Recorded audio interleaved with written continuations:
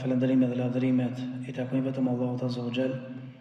Salavatet dhe selamat I dërgojmë Muhammedit alayhi salatu wassalam, paqja dhe mëshira e Zotit xhallahu ala qoftë mbi të, familjen e tij, shokët e tij sinqert besnikë dhe mbi të gjithë ata që pasojnë deri ditën e gjykimit. Jemi në ligjëratën e radhës së këtij ligjëratave të haxhit.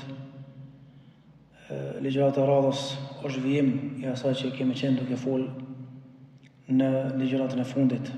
Pra, përshëndetja me dorë ose prekja ose tepputhja e gurit të zi gjatë kryerjes së tawafit, qoftë umrës apo dhe haxhit. Pejgamberi alayhi salatu wasalam ishte I kujdesshëm në lidhje me prekjen e gurit të zi dhe normalisht nëse nuk arrinte do thotë te guri I zi për ta prek apo edhe për ta puth, u mjaftonte me përshëndetje me një shkop, siç transmeton Ebu Tufejli radiallahu anhu, I cili thotë e kam parë pejgamberin alayhi salatu wassalam duke bërë tavaf rreth Ka'bës, e prekte këndin, gurin e zi me një shkop të tij. Pastaj e puthte shkopin sallallahu alaihi wasallam. Gjithashtu transmetohet nga Zubair ibn al-Arabi, I cili thotë se transmetohet se një burr e pyeti Ibn Omer radiallahu anhuma për përshëndetjen e gurit të zi. Tha Ibn Omer, e kam parë pejgamberin alayhi salatu wasalam duke e përshëndetur me dorë dhe duke e puthur. Ai tha, çfarë mendon nëse shtyhem dhe më bëhet e pamundur përshëndetja apo puthja me gurin e zi? Ai tha, fjalën çfarë mendon lere në Yemen.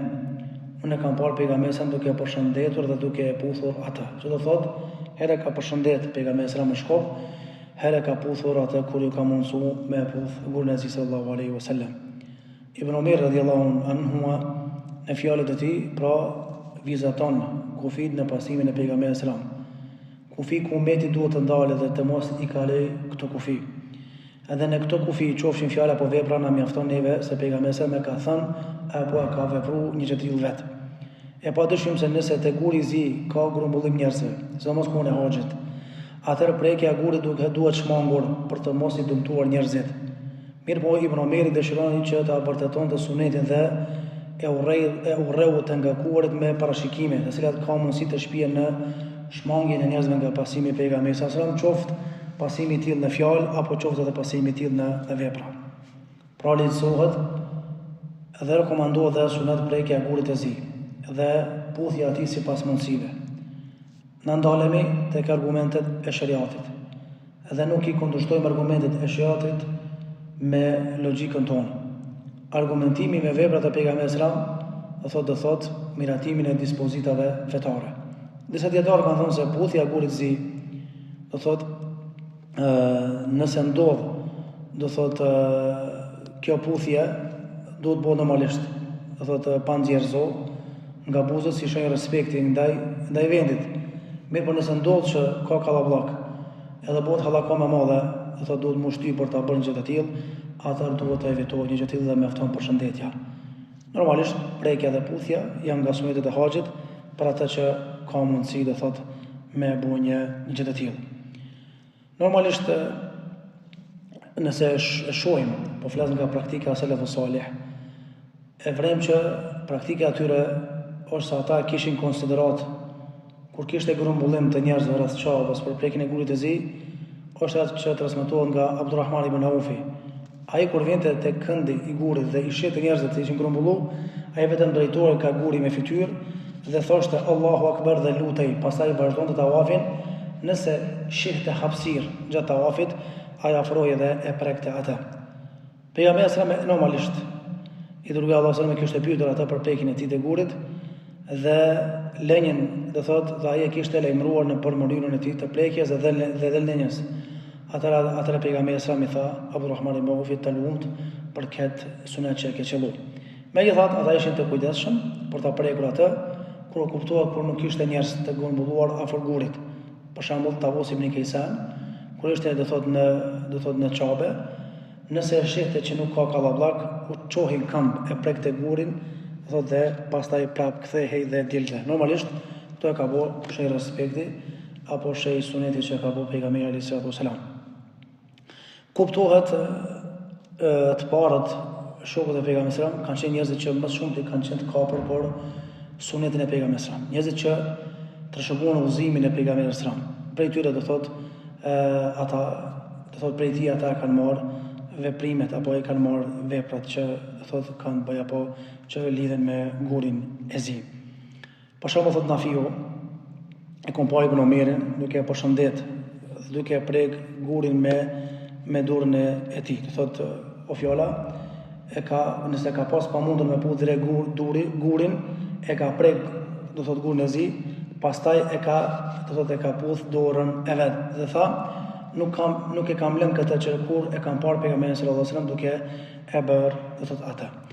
Transmetuesi i hadithit do thotë Nafiu është Abdullah al-Madani, i cili ka qenë shërbëtori i Abdullah ibn Omerit, ishte nga dietarët dhe fuqahat e Medinës që jepte do thotë fetva dhe normalisht ka transmetuar shumë fetva nga Ibn Omeri dhe hadithe që Ibn Omeri ka transmetuar nga pejgamberi dhe ka vdekur në vitin 117 Hijri. Pra më e larta është puthja e gurit, pastaj prekja e tij, pastaj puthja do thotë e dorës me të cilën do thotë e ka prek njëri gurin. Mesazhi i këtij hadithit realisht është kujdesi për puthjen e gurit të zi, nga se na e dim që Ibn Omeri nëse ka pa që diçka pejgamberi ka kushtu vëmendje, Ibn Omeri ka kushtu vëmendje. Nëse ka pa diçka që pejgamberi e ka lënë anash, kështu ka vepruar Ibn Omeri, që njihet një nga ata që kanë pasu më së shumti sunetin e pejgamberit sallallahu alajhi wasallam, nuk do thotë që të tjerë se kanë pasu. As transmetuar, por ki ka qenë shumë i kujdesshëm radhiyallahu anhu. Normalisht këto tregojnë vlerën e gurit të zi dhe lehtësimin e prekjes së tij me dorë, pastaj puthjen e dorës. Pastaj muslimani nuk duhet të tregohet normalisht asket, nëse ka mundësi me praktiku këtë sunet mirë, nëse nuk ka mundësi, do thotë largohet nga praktikimi i sunetit. Shive qoftë edhe vlera e Ibn Omerit radhiyallahu anhuma, do thotë i cili ka qenë kujdesshëm në transmetimin e gjërave, do thotë që ka transmetuar do thotë ai nga pejgamberi alayhi salatu wasalam. Transmetohet nga Suwaid ibn Ghafala radhiyallahu anhu, do thotë se e kam parë thotë Omer radhiyallahu anhu duke puth gurin, e përqafoi dhe tha e kam parë do thotë pejgamberi sallallahu alajhi wasallam të kujdesej për ty shumë. Do thotë kujdesi pejgamberi sallallahu për gurin e zik ka qenë është për qëllim prekjen e tij, puthjen dhe përqafimin e tij. Nga se sahabët radhiyallahu anhu normalisht nuk vepronin diçka që nuk vepronte do thotë pejgamberi alayhi salatu wasalam. Normalisht preferohet puthja e gurit të zi për përqafimin e tij, kuptohet nëse një gjë e tillë është e mundur. Dhe tham, nëse nuk është e mundur, do thotë atëherë duhet me ju largu një veprimi të tillë. Transmetohet nga Nafiu se Ibn Omeri asnjë nuk ka dalë nga çabia pa prekur gurin e zi, qoftë tavaf apo jashtë tavafit. Ndërsa transmetohet se Hasan al-Basriu do thotë e pëlqente, do thotë ta prekte gurin e zi kur fillonte tavafin dhe kur përfundonte tavafin. Ndërsa dietari i Mekës Sa'id ibn Jubair kur ishte në Çabe e përfundonte ditën e tij me gurin e zi, e prekte e pastaj do thotë shkonte tek familja e tij. Normalisht në Çabe ka edhe ibadete të tjera, siç do thotë namazin e Hijr, që quhet harku i jashtëm i Çabës. Namazi brenda Çabës vazhdon dhe normalisht të mbetet ëndër e të gjithë muslimanëve të cilët shkojnë në Mekë, qoftë për ta kryer haxhin apo për ta kryer umren. Mirë, për shkak të numrit të madh, është e pamundur të realizohet një gjë do thotë e tillë. Andaj do thotë pamundësia e tillë do thotë e bën që njeriu nuk ka mundësi ta bëjë një gjë të tillë. Thotë Aisha radhiyallahu anha, kisha dëshirë të hyja në shtëpi Çabe dhe të falë namaz në Çabe. Kështu që pejgamberi alayhis salam më kapi për dorë dhe më futi te Hijri harku, më tha: "Falu te harku nëse dëshiron hyrjen në shtëpi, sepse do thotë ky harku është pjesë e Çabës, por popullet e shkurtuan ata. Do të ka shkurtuar nga plotësimi i ndërtimit të saj për shkak të financave të pakta që kanë pas atëherë. Por popullet të shkurtuan kur e ndërtuan Çabën dhe e nxorën jashtë Çabës." Kuptohet transmetuesi i hadithit është Aisha radhiyallahu anha, vajza e Abu Bekrit, gruaja e pejgamberit sallallahu alajhi wasallam, u martua i dërguar Allahut sa ishte në Mekë, pas martesës që kishte bërë me Sauda bin Zam'a 2 vite para hijretit. Normalisht vlerat e Aishës janë të mëdha, ka vdekur në vitin 57 Hijri dhe u varros në rrezet e Bakijës në Medinë. Hadithi do thotë e mbart me vetëm një udhëzim të pejgamberit sallallahu alajhi wasallam, udhëzim i cili do thotë çdo gruaja mundson namazin brenda Çavës dhe të njëjtin kohë e ruan nga shtyrja e burrave të dera saj. E kjo është falja namazit brenda harkut, sepse harku është brenda themeleve të Çavës, të të cilit ka ngrit Ibrahimi alayhis salam. Dhe kjo vlen normalisht edhe për meshkuj. Dhe kushte që falet brenda harkut, qof mashkull, do thot apo femër, duhet me ditë që është falur brenda çabës. Do thot harku jashtë çabës është pjesë e çabës, duhet me ditë, dhe është larg dikush tat krahpërësisht, siç aludojnë, do thot për këtë transmetimet që vijnë, do thot nga pejgamberi sa dhe sahabat. Namazi brenda harkut thamë është njësoj sikurse me u falë në brendësi të çabës. Dhe tavafi duhet të jetë jashtë harkut, sepse kështu ka vepruar pejgamberi sallallahu alajhi wasallam, dhe se tavafi duhet bërë rreth çabës, kurse harku është pjesë e çabës. Andaj tavafi në mes tyre çabës dhe harkut nuk është i saktë. Arsyeja ose shkaku i mosfuqjes së harkut në ndërtimin e çabës është se kurajshitët kur e kanë rindërtuar çabën, do thotë e kanë ndërtuar vetëm me pasurinë halal që e kanë pas, e cila ishte e pakt për të plotësuar ndërtimin e çabës dhe e lanë, do thotë pjesën e harkut, do thotë jashtë çabës në ndërtim, kurse në vlerë është brenda çabës. Normalisht besimtari do thotë duhet me falendëruar Allahun azza wa jall që Zoti xhallahu ala do thotë i nderoj me këto begati. Ibn Abasi normalisht i nxiste njerëzit me fal brenda harkut dhe u thoshte shokëve të tij, faluni në vendfaljen e të zgjedhurve dhe pini nga pija e të mirëve. I u tha atij ç'është vendfalja e të zgjedhurve, ai thanën ullukën e çabës për harkun.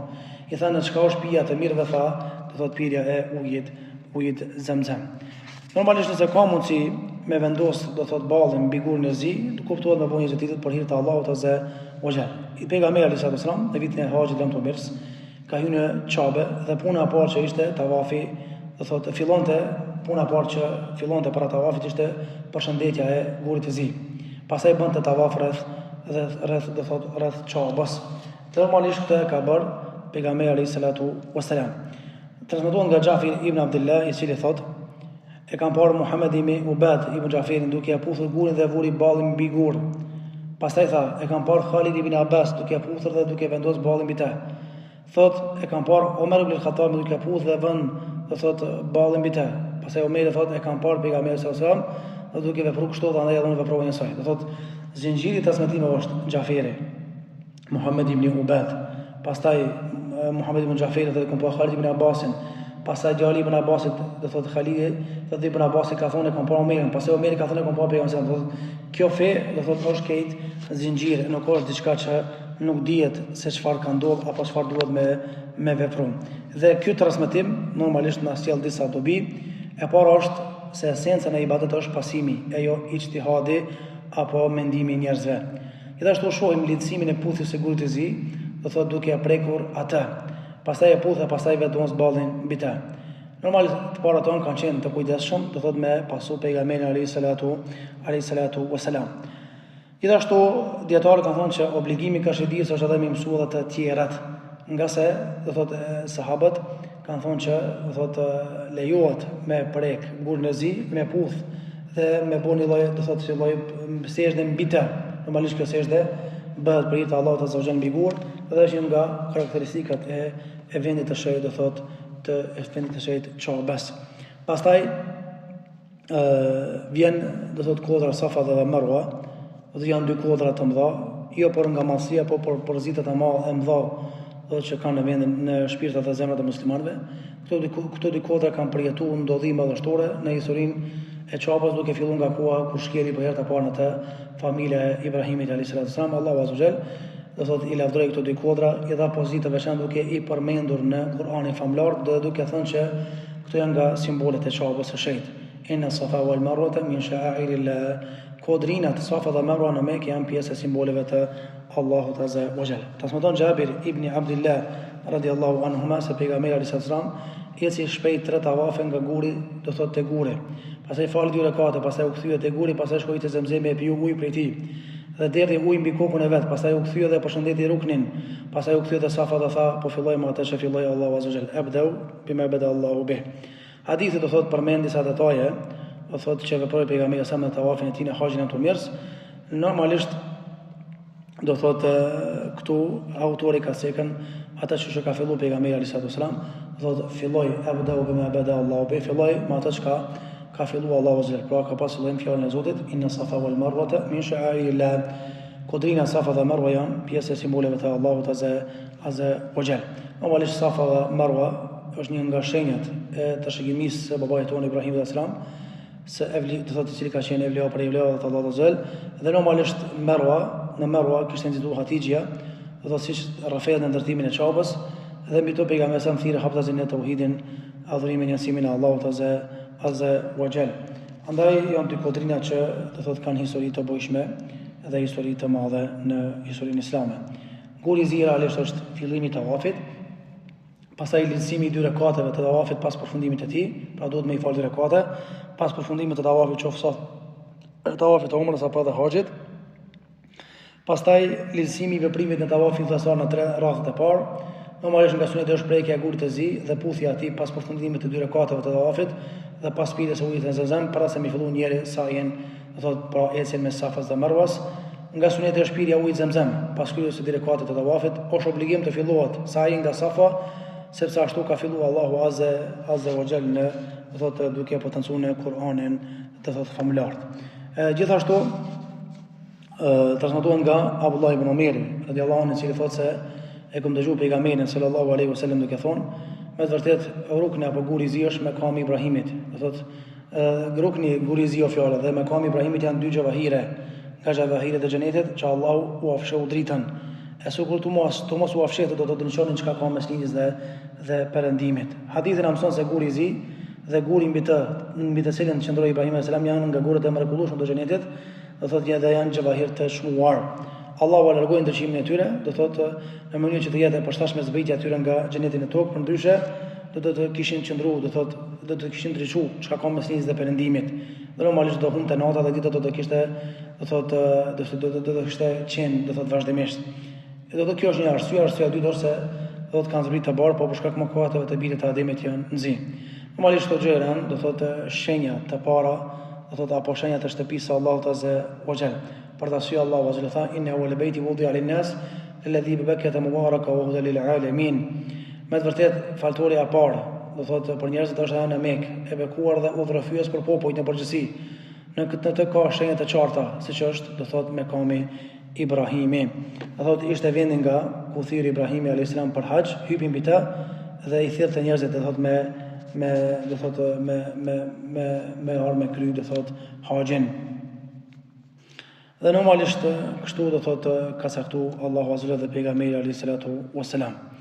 Sahabët kanë thonë që ju nuk jeni të urdhëruar me prek, do thotë me kam Ibrahimin, por jeni të urdhëruar vetëm me bën namaz dhe mas përfundimit të tawafit. Që do thotë njerëzit sot që mblidhen të me kam Ibrahim me preke, kisë më baraqet një gjë tillë është ndaluar, por mjafton që pas ti me i fal 2 rekate. Allahu azza wa jalla pra është ai i cili do thotë obligon gjëra dhe do thotë cakton gjëra. Dhe normalisht njëri nëse do më pa do thotë gurë të xhenetit, atëherë këta gurë të xhenetit do thotë e ka mundësinë me i pa në Çabën e Mekë. Gjithashtu hadithi i radhës është nga Abu Dharri, i cili thotë se ka thonë pejgamberi sa ishin në Mekë, u hap kulmi i shtëpisë time. Atëherë zbriti Xhibrili dhe hapi gjoksin tim. Pastaj e pastroi tha gjoksin tim, do thotë me ujë Zemzemi, pastaj solli një tas të mbushur me ursi dhe besim dhe derdhi në gjoksin tim. Më pas e mbuloi gjoksin tim dhe e vulosi. Atëherë më mori për dorë dhe u ngrit për në qiellin e dunjas. Kjo hadith tregon për vlerën madhështore të ujit, do thotë Zamzam, me të cilin uji ja pastroi pejgamberi alayhis salam, do thotë Xhibrili alayhis salam, do thotë gjoksin e tij sallallahu alaihi wasallam. Do thotë uji Zamzam ka vlera të mëdha dhe normalisht vlen të pastrohet trupi, varrat, do thotë që janë gjenjen në trupin e njeriu. Normalisht në hadith ka një shenjë nga shenjat e pejgamberit, që është hapja e gjoksit të tij dhe larja me ujë të Zamzamit dhe mbushja e tij me ursi dhe besim. Të gjitha këto gjëra janë dëshmi të pejgamberit të tij sallallahu alaihi wasallam. Ursila e larjes së gjoksit të pejgamberit me ujë Zamzam ishte që të forcohet ai për të parë mallësinë dhe pushtetin e qiellit dhe tokës, pra xhenetin edhe do thotë xhehenemin. Nga ilustrimet praktike të hadithit është edhe rasti kur Esmaja, e cila ka qenë bija e Abu Bekrit, pasi e kishte larë djalin e saj Abdullah ibn Zubairin, larën e fundit e kishte bërë me ujë Zamzam, si përgatitje e tij për takimin me Allahun azza wa jall, falsen dhe gjithëmëshirshëm. Gjithashtu thot njëri prej dietarëve, tregon për banorët e Mekës se i pastrojnë të vdekur të tyre me ujë të Zamzamit dhe normalisht pasi e kanë larë xhenazën dhe pastruar, do thot pasi që larojnë xhenazën me ujë të rëndont, largohen pa pastërtinë nga trupi i xhenazës se ka eventualisht, atë lajën e fundit do thotë e kanë bërë, do thotë me ujë të Zamzamit me qëllim bekimi, do thotë bekimit me te. Hadithi i radhës do thotë transmetohet nga Abdullah ibn Ubayd ibn Umayr, se një burr i tha Ibn Umayrit, o Abu Abdurrahman, vetëm këto dy kënde, Ruknul Yamani dhe gurin e zi të Çapës, po të shoh duke i përshëndetur, do thotë duke i prekur me dorë. Ai tha Ibn Umeri, e kam dëgjuar pejgamberin sallallahu duke thënë, prekja këtyre dyve i shlyn gabimet, dhe ka thënë kush bën tavaf 7 herë rreth Çapës, i shkruhet sikurse të ketë liruar, do thotë një rob. Do thotë shifat vlera e përmendjes së gurit të zi dhe Ruknul Yamanit. Haxhit e tonë do thotë vazhdimisht që qëndrimin në Mekë e shfryzojnë kohën me bë, do thotë tavaf. Edhe këtu janë, do thotë sevape, të cilat sevape do thotë i fitojnë haxhit, do thotë e tonë kur e bojnë tavafin rreth Çapës. Thotë një pejgamberëve kanë parë Harun ibn Rashidin duke hyrë në tavaf. Do thotë i llogaritën nga namazi i kindis deri në namazin e akşamit ishin 16 tavafe. Me secilit tavaf do thotë falte dy rekate. Do thotë kujdes që sa më shumë me bë tavafe, që me fitu do thotë sevape dhe shpërblime do thotë rreth tavafit. Prej haditheve, gjithashtu që është i fundit për këtë cikël të ligjëratave, transmetohet nga Ibn Ubayd ibn Umayri, e ky nga babai i tij, se Ibn Umeri shtyhej për të prekur dy këndet. Dhe i thash, o Abu Abdurrahman, ti duke u shtyr për të prekur dy kënde, Çavës, Ruknul Yamani dhe guri i xhenetit, guri i zi. Thotë interesant, nuk e kam pas një shok nga shokët e pejgamberit me bën një gjë të tillë duke u shtyr. Ai tha, edhe nëse e bëj sepse e kam dëgjuar pejgamberin duke thonë, prekja e këtyre dyve i shlyn gabimet, dhe e kam dëgjuar duke thonë kush bën tavaf në Çabe 7 herë dhe e llogarit atë, duke i numëruar normalisht tavafin, se i ka bërë i shkruar problem, sikur të ketë liruar një rob. Edhe e kam dëgjuar duke thonë nuk ka këmbë që lëshohet dhe tjetër që ngrihet në tavaf, se Allahu ja fshin dhe ja shkruan një gabim, ja fshin dhe ja shkruan një sevap.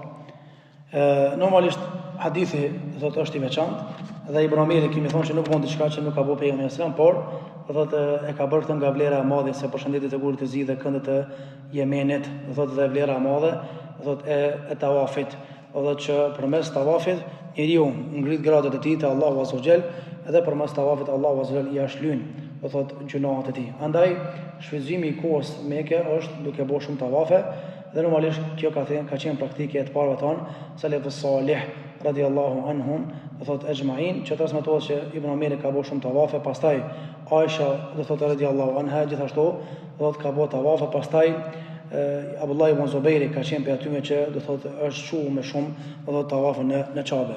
Këto ligjërata ose ky cikël që kemi marrë edhe këtë vit, edhe vitin që kemi lënë pas, kanë qenë me vetëm në qëllim që me shpalos bukurit edhe mësimet e kryerjes së haxhit, nga kush?